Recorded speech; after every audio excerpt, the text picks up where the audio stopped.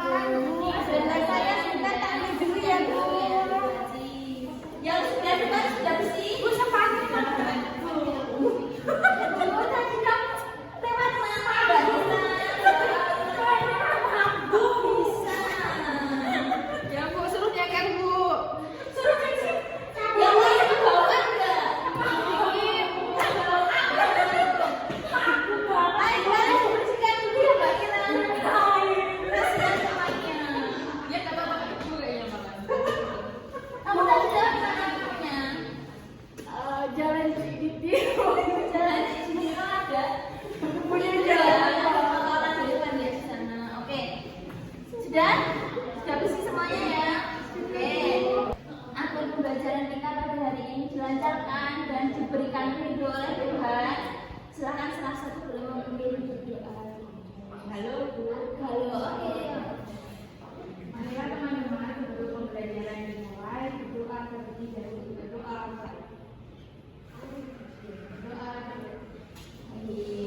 Oke, Ibu akan menyampaikan pendidikan karakter tentang kerjasama terlebih dahulu sebelum kita masuk ke pembelajaran kita hari ini. Kerjasama, ada yang tahu kerjasama itu apa? Bersama-sama. Apa Mbak Tifa? Gotong royong. Gotong royong. Mbak Kandung. Bersama.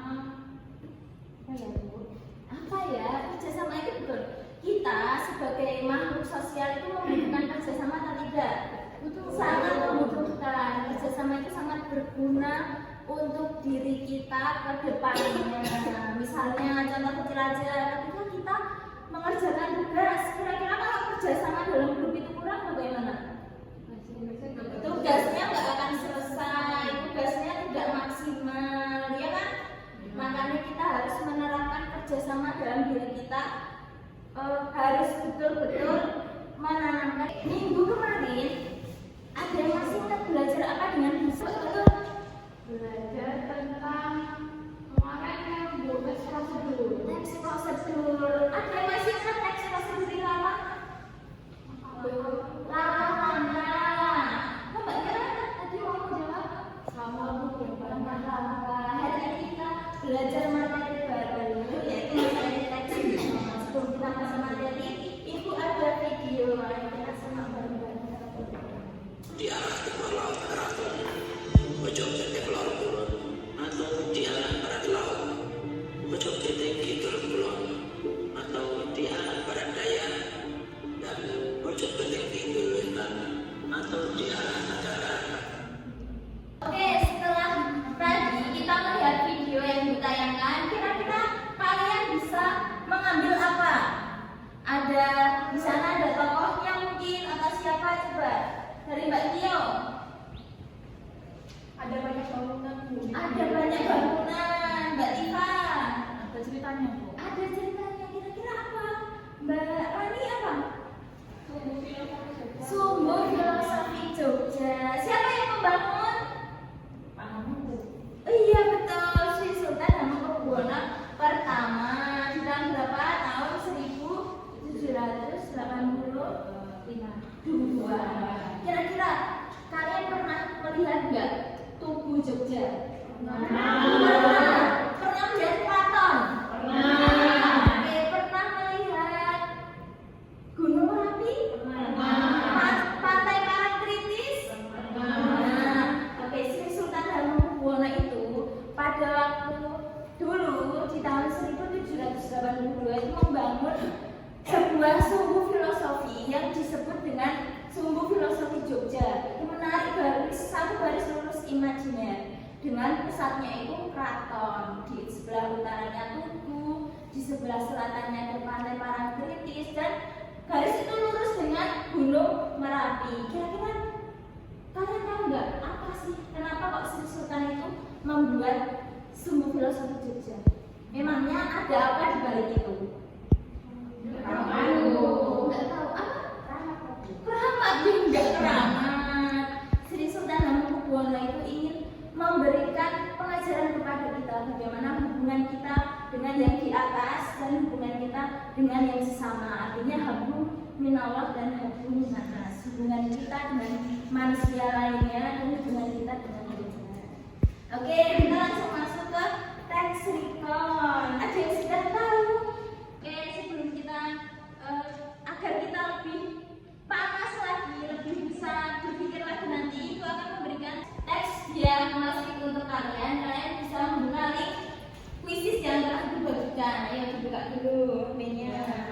amannya nanti itu. Iya. Mbak dulu. Gimana Bu? Di grup sudah di grup ya Bu. Linguisis. Sudah ya? Oke, kita langsung masuk. Coba cermati dulu PPT yang telah dibuat di depan. Mbak Tio, coba dibacakan. Coba lihat hasilnya. Coba itu. Oh, tidak terlihat. Ini sudah boleh. Itu ada tanda plusnya Bu. Sebelah bawah. Nah.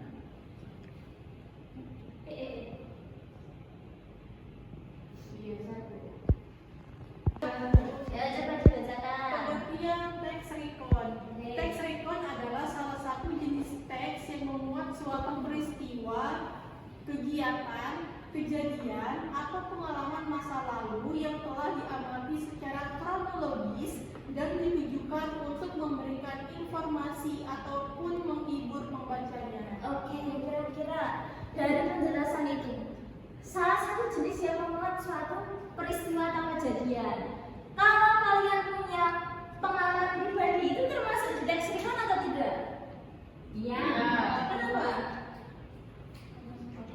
Karena sebuah peristiwa yang kronologis, iya, memuat informasi yang ada di dalamnya. Betul sekali. Nah, sama dengan materi kita hari ini, yaitu teks recon. Nanti Ibu akan menjelaskan tentang pengertian dan apa saja sih memangnya jenisnya itu. Jenisnya itu ada 3. Coba disebutkan, Mbak Tifa, apa aja jenisnya? Teks recon pribadi, teks recon faktual, Oke. teks recon imajinatif. Oke. Bagian mana atau jenis mana yang kalian kok kayak gini tidak familiar? Kira-kira yang bagian mana? Faktual Bu. Faktual. Oke, memuat cerita ulang terkait kejadian faktual seperti eksperimen ilmiah dan laporan polisi. Laporan polisi namanya apa? Laporan polisi? Film Bu. Bukan film. Kalian pernah melihat suatu peristiwa yang sangat viral misalnya tentang pembunuhan atau di sekitar sini kan pernah ada terjadi bunuh diri, kejadian ini juga pernah bukan itu. Jadi laporan polisi itu rekonstruksi bagaimana merekonstruksi ketika proses terjadinya pembunuhan itu. Misalnya iya, orang TKP, sekedar orang TKP. Kenapa kok itu termasuk jenis teks recon? Karena kronologis, bagaimana dia motifnya, apa pertamanya, mereka melakukan apa, kemudian di akhirnya kok bisa membunuhnya di mana, misalnya kalau kasus pembunuhan. Seperti itu. Kalau teks recon pribadi, paham ya? Seperti pengalaman kalian pribadi. Coba, misalnya Mbak Raini ya, Mbak Rani. Oh iya, Mbak Nina, astagfirullah, maaf lupa.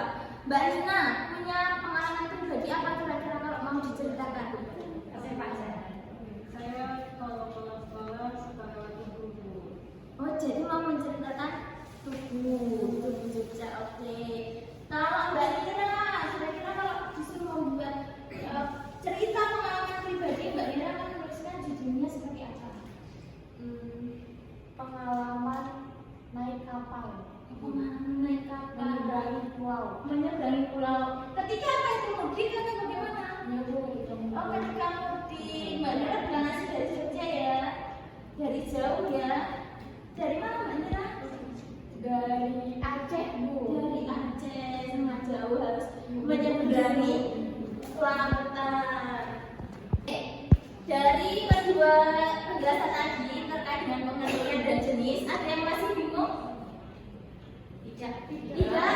Sudah paham? Nanti kalau misal tidak paham, boleh langsung tanyakan ke Ibu. Tapi sekarang kita mengerjakan RKPD dulu sesuai dengan kelompok yang telah Ibu buat, oke? Wisis Bu. Wisis enggak?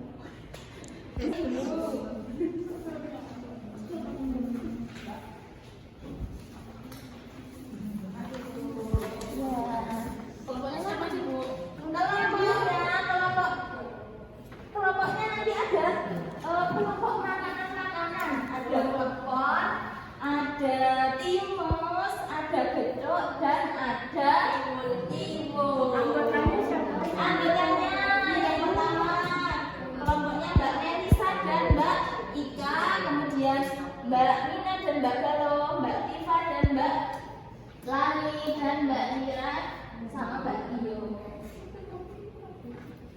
Oh enggak, ini sudah ibu sesuaikan. Yuk, Ditulis gimana Bu ini? dikerjakan sesuai dengan instruksinya. Boleh ditulis di belakangnya jawabannya. Nah, tulis nomor absen ya harus. Sebelum kalian jawab, stop dulu. Kalian boleh mengerjakan LKPD ini. Boleh ditulis di sini. Boleh dalam bentuk video misalnya. Mbak Dalo, terus saya maunya di video, nanti saya ceritakan. Boleh di video, nanti boleh dikirimkan ke WA-nya ibu. Sudah punya WA-nya kan? Ya Bu. Oke, yuk lanjut. Nanti kalau tidak ada, ada yang paham boleh, ada yang tidak paham boleh ditanyakan kepada ibu. Berarti boleh video kan Bu? Boleh, boleh sekali. Kalau langsung presentasi? Langsung presentasi juga boleh. Yang penting dikerjakan dulu aja, dibuat kerangkanya. Kalau mau buat video kan juga harus buat kerangkanya atau apa aja yang mau diomongkan di situ.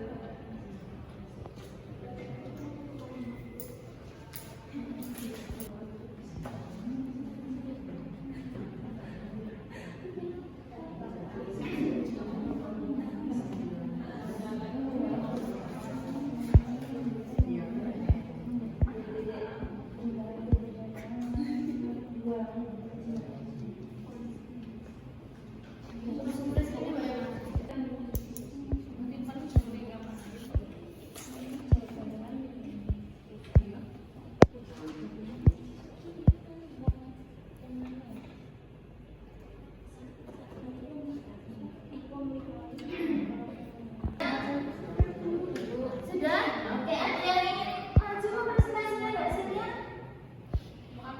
Oh, Mbak Ita sama Mbak Melisa. Ya, yuk boleh maju.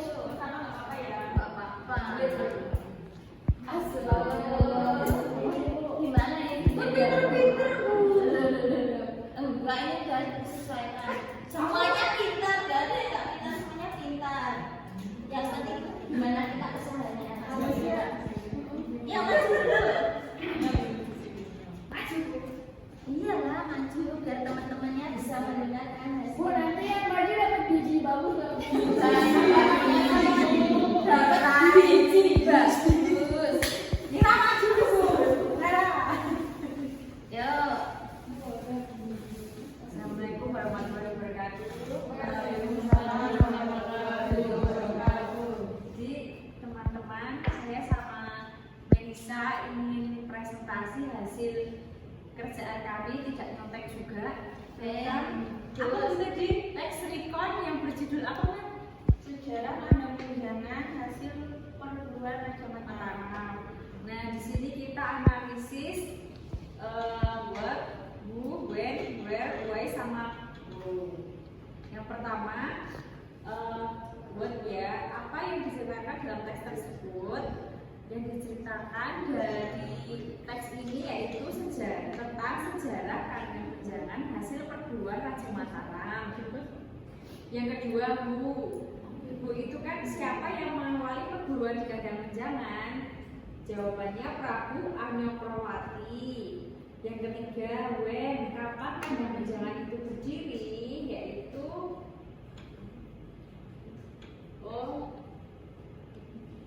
Kapan? 250 tahun yang lalu. Ya betul. Yang keempat, di mana letak Kandang Menjangan? Di Kampung Rakyat Kelurahan Pangguharjo, Sewon, Bantul.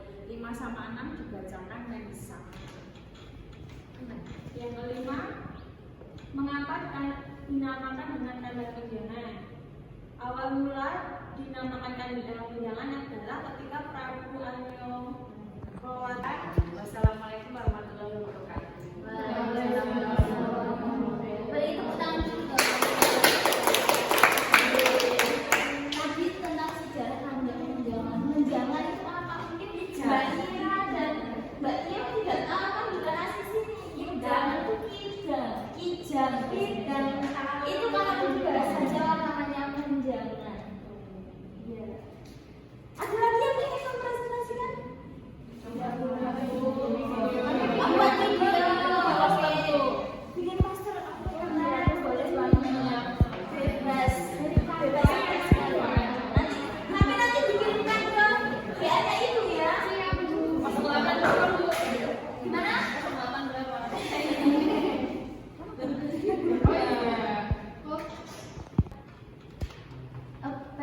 setelah kita belajar hari ini tentang teks recon, apa aja yang kalian dapat hari ini? Teks recon dulu, dan teks recon itu apa dulu? Masa lalu. Mungkin nggak tahu tadi. Kronologis. Kronologis, pengalaman pribadi. Itu jenisnya ya. Ini teks reconnya dulu. Teks reconnya dulu itu apa? Cerita tentang masa lalu. Bercerita tentang masa lalu dengan waktu yang menuntut atau runutan peristiwanya jelas, kronologis. Jenisnya ada berapa tadi? Tiga. Pribadi,